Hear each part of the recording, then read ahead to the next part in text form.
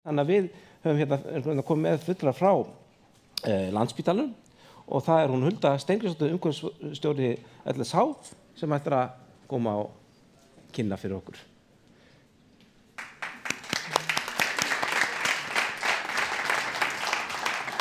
Góðan daginn. Já, ég ætla að fara hérna hratt yfir svona hvernig við höfum verið að undirbúa okkur og náttúrulega nýta þetta tækifæri sem borgarlínan er. Hérna sjáum þið tímalínu með alls konar dúlumdægi á, þetta í rauninni. Hérna erum við að sýna hvað við höfum verið að gera í umhverfismálum og samgöngumálum á síðustu 10 árum, bæði verkefni og svo viðurkenningar og það er alveg frá svona 2014 þar sem við förum að vinna skipulega að því að fá okkar fólki í virkar samgöngur. Og það er náttúrulega, þú veist, þetta er breytingastjórnun og hérna er ég með þetta og þetta gerum við ekki einni nóttu. En strax 2012 þá setjum við okkur framtíðarsýn eða stefnu að vera til fyrirmyndar í umhverfismálum, en ekki bara til fyrirmyndar, heldur viljum við vera drifkraftur breytinga í virkum samgöngum. Og þetta er í rauninni okkar sameiginlega verkefni að snúa við þessu mikla bílakúltúr sem við erum með.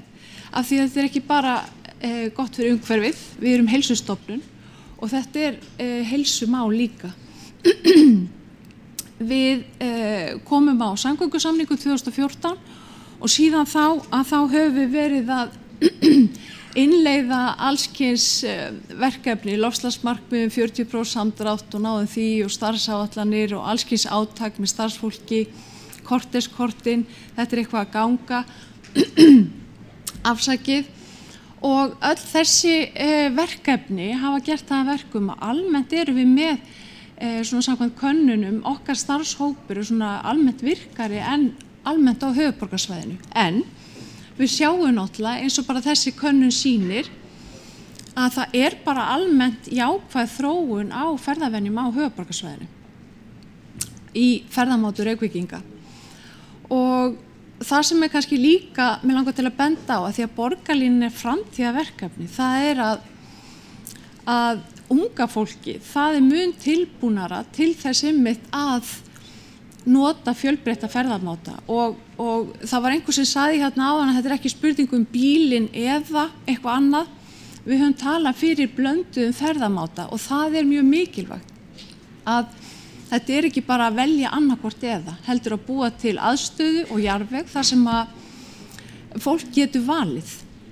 Og unga fólki sem við erum að hanna fyrir í dag væntanlega, að það er alveg tilbúið. Og ég fór bara einmitt að hugsa sko þegar ég var 17 ára, þá bara fyrsta sem ég gerði var að kaupa með bíl, afmælisdaginn.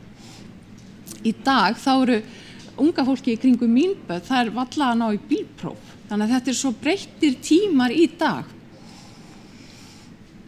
Við höfum undanförnum árum verið að byggja upp hjólaaðstöðu. Við erum náttúrulega á 17 stöðum í 100 byggingum, ekki bara í Reykjavík heldur út allt hérna á höfuðborgarsvæðinu.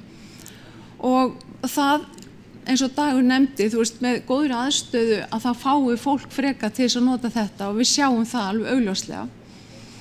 Og svo höfum við verið að gera tilraunir með allskyns deililausnir og rafskútur og rafhjól í vinnuferðir.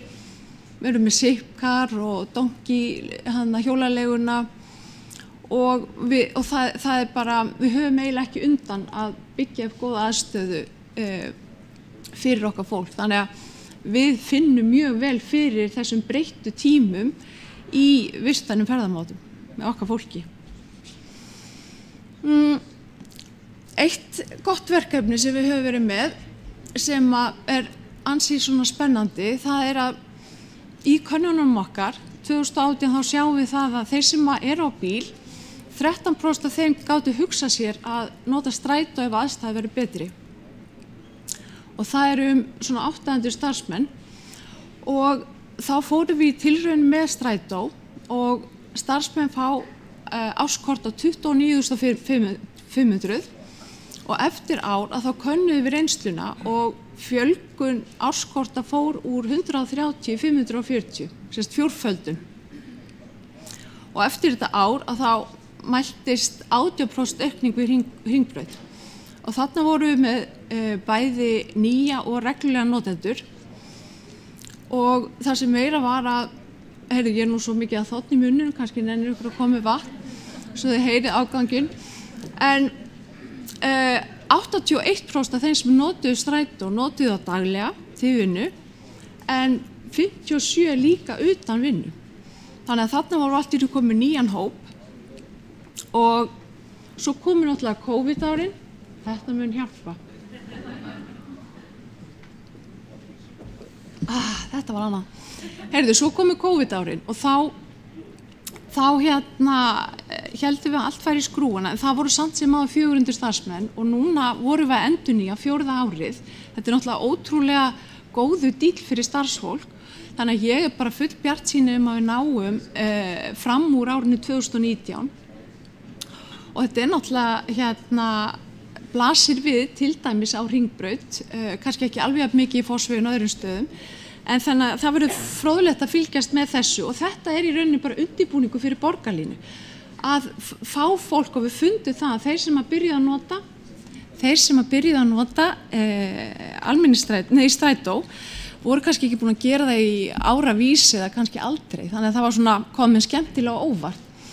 En við erum að tala um borgarlínu og þarna ég aðeins búin að segja ykkur frá verkefni sem hafi í rauninni verið svona, við erum að leggja grunn að því að fólk nýti sér þetta og hérna sjáum við deiliskipulagsmynd af Hringbrautasvæðinu sem núna í uppbyggingu, dökkgráu byggingarnar eru núverandi byggingar og þessar hvítu sunnamegin á lóðinni eru byggingar sem eru í fyrsta áfanga, nei ekki alveg, meira að minna fyrsta og öðrum áfanga sem að eru í byggingu núna og þarna sjáum við rauða hringinn og pílurnar að þessi þróun, borgarlínar í rauninni forsenda fyrir þróun þessa svæðis og fyrirhuguð biðstöð sem á þessum innan þessa rauða hrings, hún bara algjörlega við starfsmannainngánginn, aðalinnganginn og eða tengiganga sem að fæða aðrar byggingar á lóðinni og háskólinn þarna suður af. Það náttúrulega verður heilmikið fjölgun á okkar starfsfólki en náttúrulega líka háskólanum, þannig að það algjör forsenda að hafa borgarlínu þarna og við sjáum mikil tækifæri að hafa þessa góðu tenginga borgarlínu við þetta svæði. Hérna nú bara ein mynd að ganni fyrir framkvæmdir, hérna sjáum við plássi sem bíllinn færi á okkar lóð og við erum með langtíma markmið að 50% starfsmanna ferðist með virkum hætti eða vistvænum hætti og einhver fjölgun verður á stæðum en hún helst ekki í beinu hlutfalli við fjölda starfsmanna. Svona samantekið að þá gefur borgarlína þessari góðu tengingu við Hringbrautasvæði, hún gefur einstakt tækifæri til þess að fækka bílum umtalsvert á þessum mikla ferðastað og að komast hratt á áfangastað fyrir okkar starfsfólk, sjúklinga og hérna þá sem sækja okkur heim, beint að dyrum og með góða tengingar og gefur tækifæri til að reka einn bíl eða færri og þar með óbein launahækkun starfsfólks og svo býður hún náttúrulega meiri aðlaðandi vinnustað og þetta eins og ég nefndi áðan okkar framtíða starfsfólk, unga fólkið en líka núverandi náttúrulega og svo náttúrulega hefur þetta áhrif út fyrir Landspítalann. Við erum náttúrulega með heilmiklu umsetningu á starfsfólki, fólk sem fer í gegn, allir sem að læra eitthvað í heilbrigðisvísindum, þannig að hérna svona útungunarstöð á nýjar aðferðir og svo nú náttúrulega möguleiki á að gefa tækifæri til aukinna lífsgæða. Takk fyrir.